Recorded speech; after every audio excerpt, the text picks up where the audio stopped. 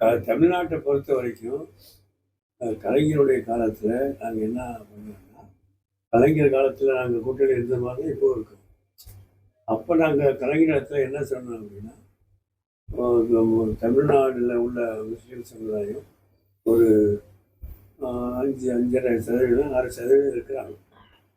234 தொகுதிகளில் முஸ்லீம் சமுதாயத்துக்காக வேண்டி 15லேருந்து 16 தொகுதி கொடுத்தா இந்த சமுதாயத்துக்கு நிறைவாக இருக்கும் அப்படின்னு நான் சொன்னோம். அது உங்கள் கட்சியிலையும் டிஎம்கேல இருக்கிறாங்க, கூட்டணி கட்சியிலையும் இருக்கிறாங்க, முஸ்லீம் லீக் நாங்களும் உங்களோட இருக்கிறோம் அப்படின்னு சொல்லும்போது கலைஞர் அவர்கள் அவரை ஏற்றுக்கொண்டு கலைஞர் அவர்களை ஒப்புக்கொண்டு 16 தொகுதியை ஒதுக்கி கொடுத்தார். எங்களுக்கு அப்போ 5 தொகுதியை கொடுத்தார். அது மாதிரி மற்ற கூட்டணி கட்சிக்கு நிறையா கொடுத்தாங்க.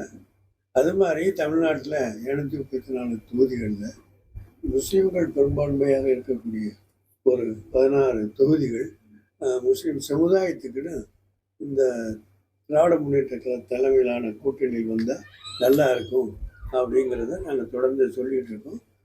முதலமைச்சருடைய கவனத்துக்கு கொண்டு போயிருக்கோம். 16 தொகுதிகள்.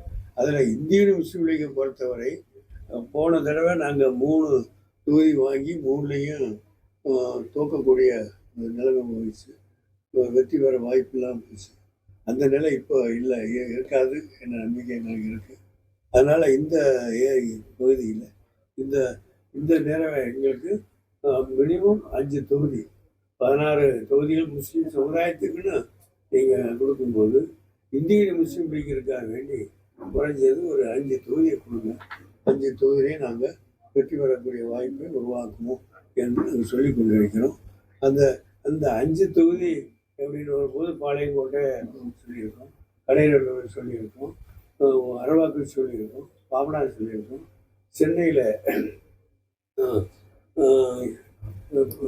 நாகப்பட்டினம் சொல்லியிருக்கோம், ஆம்பூர் வாணியம்பாடி சொல்லியிருக்கோம், சென்னையில் வந்து ஆயிரவிளக்கு, அம்பத்தூர், ராயபுரம் அப்படின்னு லிஸ்ட் போட்டிருக்கோம். இது ராமநாதபுரத்தில் திருவாடானையை சொல்லியிருக்கோம். இது மாதிரி இப்போ 10-15 தொகுதியில் லிஸ்ட்டு வச்சுருக்கோம், கொடுக்கல இன்னும். அவங்க நம்மளை கூட்டணி கமிட்டி அமைச்சுக்கிட்டு கூப்பிடும்போது நாங்கள் கொடுக்கலான்னு இருக்கோம். இந்த மாதிரி எல்லா தொகுதியிலையும் அதில் கடையநல்லூர் இருக்குது, பாளையங்கோட்டையும் இருக்குது, அதே மாதிரி பாபநாசம் இருக்குது, திருச்சி கிழக்கு இருக்குது, அதே மாதிரி நாகப்பட்டினம் சேர்த்துருக்கோம். அது மாதிரி சென்னையில் ஆயிரவிளக்கு, அம்பத்தூர், ராயபுரம் அப்படின்னு கொடுத்துருக்கோம். அந்த மாதிரி எல்லாத்தையும் கொடுத்து அதுலேருந்து ஒரு 5 தொகுதி எங்களுக்கு ஒதுக்குனா சிறப்பாக இருக்கும் அப்படின்னு சொல்லலான்னு. ஏன்னா பேச்சுவார்த்தைன்னு ஆரம்பிக்கலை, உங்கள் கமிட்டி அமைக்கலை.